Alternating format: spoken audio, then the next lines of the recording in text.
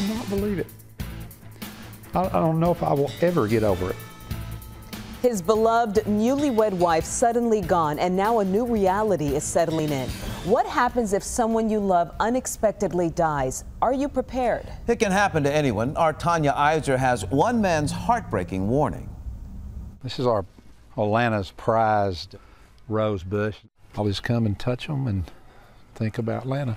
It hasn't even been 3 weeks since Dennis Canada's wife Lana was killed, shot to death by a disgruntled employee in a northeast Dallas office building.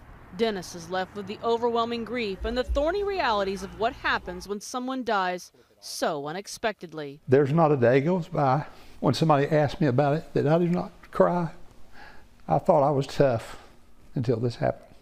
He hasn't been able to find a will for Lana. He doesn't know if she had life insurance. Her bank accounts have been frozen. The house was Lana's, and he'll have to deal with the probate court. We had dreams and plans, and they are gone. Lana was the breadwinner. He'd put his fishing guide business on hold. She was involved in a new business venture, and her 16-year-old daughter Bailey was living with them. For now, Dennis and Bailey are living in the house. She has been so devastated by this. Bailey's 3 sisters and his children visit often.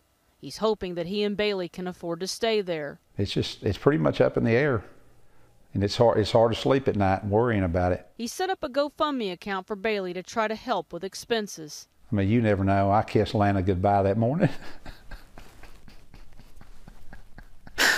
And she never came home. Dennis's advice is to make sure it's all written down. The burden would just be so much easier on us. We would just have our time to actually grieve for our loss instead of having to deal with all of this. The rosebush will always remind Dennis of Lana. It gets me every time. And the love they shared. Tanya Iser, Channel 8 News.